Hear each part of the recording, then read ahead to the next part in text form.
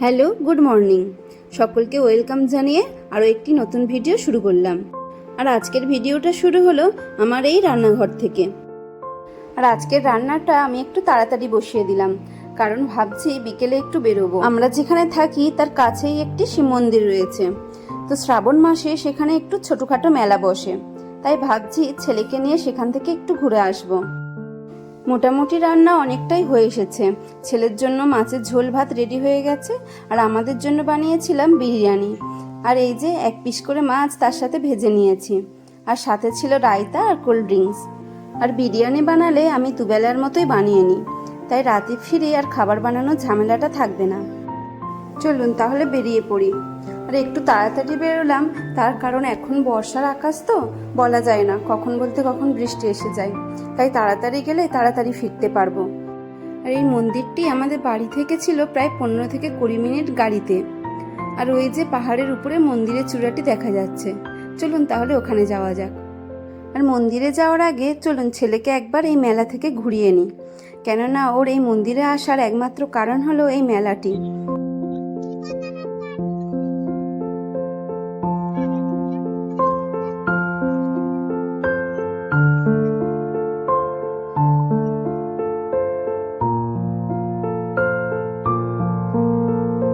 মেলাটি খুব একটা বড়সড় নয়, ছোটোখাটো একটি মেলা, আর তেমন বিশেষ কিছু দোকানপাটও ছিল না। আর এই মেলাটি বসে পাহাড়ের নিচে, আর মন্দিরটি আছে পাহাড়ের উপরে, তাই আমরা এখন পাহাড়ের উপরের দিকে উঠছি মন্দিরটিতে যাবার জন্য। আবার অনেককে দেখেছি গাড়িটিকে নিচে রেখে পাহাড়ের রাস্তা ধরে হেঁটে উপরে আসে। চলুন পাহাড়ের উপরে চলে এসেছি, এবার মন্দিরে ঢোকা যাক। আর এই জায়গাটির নাম রাজা পাহাড়ি, সেই হিসেবে এই মন্দিরটিকে রাজা পাহাড়ি মন্দির বলা হয়। আর এই সাইডগুলো দেখুন গাছ ফুল দিয়ে সাজানো রয়েছে।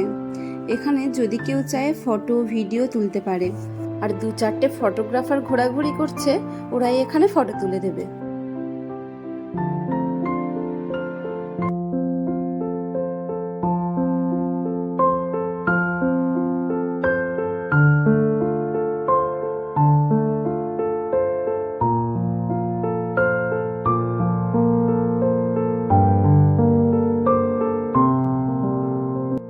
আর এই হলো মন্দিরের উপর থেকে নিচে পুরো নগরুটারি জায়গাটির ভিউ। আসলে আকাশটা মেঘলা করে আছে বলে ভিডিওতে ভালোভাবে পরিষ্কার বোঝাও যাচ্ছে না, আর পাহাড়গুলিও স্পষ্টভাবে আসছে না। তাছাড়া পাহাড়গুলি এমনিতেই দেখা যাচ্ছে না, পুরো মেঘে ঢেকে গেছে। আর চারিদিক মেঘে এতটাই অন্ধকার হয়ে গেছে, এক্ষুনি বৃষ্টি আসলো বলে। আমরা বাড়ি থেকে ফোনে দেখেই বেরিয়েছিলাম যে এই দিন বৃষ্টির ওয়েদার আছে বলে। আসলে এই দিন যদি না যাওয়া হতো, আমাদের আর শ্রাবণ মাসের মধ্যে শিবের মন্দিরে যাওয়াই হতো না। তাই আর বেশি চিন্তা ভাবনা না করেই আমরা বেরিয়ে পড়েছিলাম। ভেবেছিলাম বৃষ্টি আসার আগেই আমরা বাড়ি ফিরে আসব। আর এই শিবের মন্দিরের চূড়াটি আমাদের বাড়ির আশেপাশে থেকেও দেখা যায়। বিশেষ করে এটি পাহাড়ের উপরে তো, সেজন্য আরো ভালোভাবে দেখা যায়। আর এই মন্দিরটির নিচে বৈষ্ণোদেবীর মন্দিরে গুহার আদলে একটি ছোট্ট মতো গুহাও রয়েছে।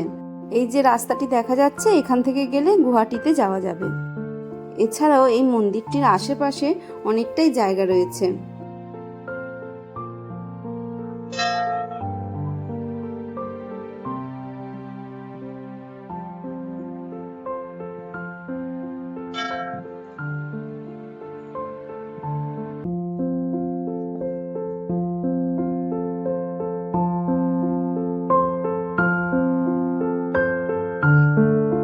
আর আমরা এই মন্দিরে যতবার এসেছি আমার ছেলে বেশ আনন্দ পেয়েছে, কারণ মন্দিরটি অনেকটা জায়গা রয়েছে, সেজন্য ওর ছুটতে খেলতে কোনো অসুবিধা হয় না।